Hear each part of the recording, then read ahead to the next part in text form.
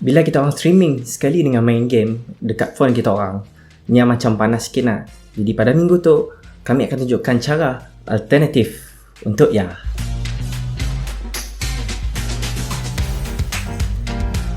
Assalamualaikum dan selamat kembali ke MIH Gaming pada minggu tu. Jadi pada kali tu kami akan tunjukkan kepada kita orang cara untuk streaming ataupun cast daripada telefon kita orang ke PC, and then dari PC akan streaming ke FB ataupun YouTube. Okay, jadi dia akan mengurangkan beban pada telefon kita orang ataupun panas pada telefon kita orang, sebab kita orang kan main game sekali dengan streaming sebelum tu. Jadi tu akan memudahkan benda lah.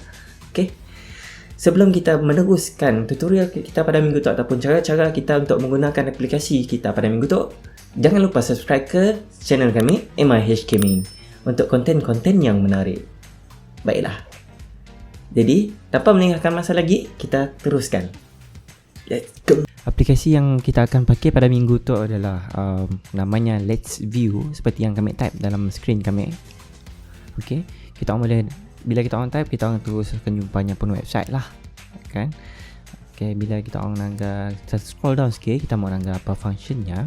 So Let's View tu adalah sebenarnya lebih fokus kepada sharing teknologi between platforms yang berbeza-beza lah, seperti contohnya daripada komputer ke komputer ataupun komputer ke mobile devices lah, dan sesuai untuk mengajar streaming dan apa semua tadi, seperti yang kita boleh nanggar tadi lah. So kita terus proceed ke download pun option. Okay, untuk pengetahuan kita orang, kami dah download dan dah install pun. Installation yang sangat senang, sangat mudah. Jadi itu adalah rupanya bila kita orang load sebenarnya kita orang load first time, yang rupanya macam tu lah.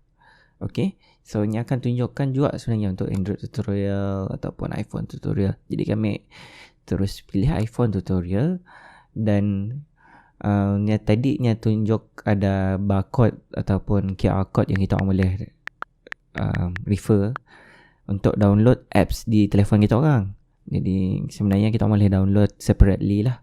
Okay, so macam tu kami dah download apps dekat handphone kami. Kami pun dah buka aplikasi dekat apps dalam handphone kami.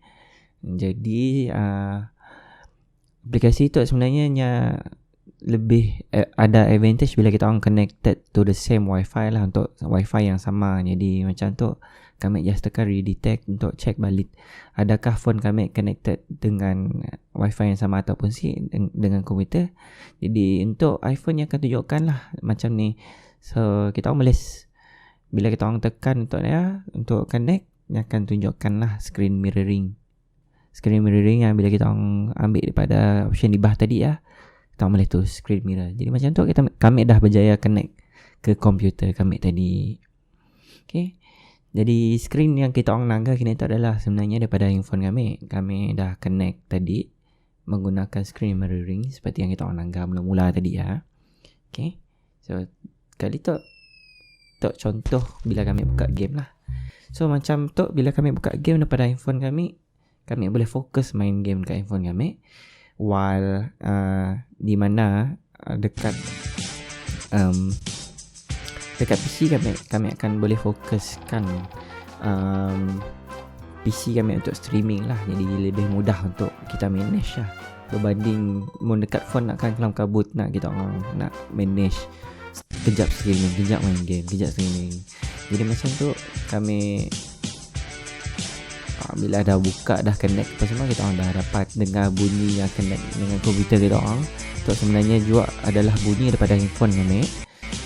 Just buka Streamlabs. Kami pakai Streamlabs OBS untuk streaming ke streaming platform lah, sama ada Facebook ataupun YouTube ataupun yang lain macam Twitch dan sebagainya. Okay, contohnya lah bila kami buka Streamlabs dia, and then just sebenarnya kita orang just fokus lah main game, sangat mudah. Okay, diharap tu hanya ada beberapa gila setting yang ada dalam application tu di dalam komputer ataupun di dalam apps kita orang di telefon, tapi you are free to explore. Okay, So macam contohnya ada tadi yang ada Android tadi, kita boleh pakai Android device lah. Yang senang je. Sebabnya tunjukkan tutorial sekali untuk kita orang. Alright. Kami rasa ya ajak perkongsian kami untuk minggu tu diharap akan memberikan manfaat pada kita orang semua. Okay. Alright. Jangan lupa sebelum kita habiskan video kita pada minggu tu, subscribe ke channel kami MIH Gaming di YouTube.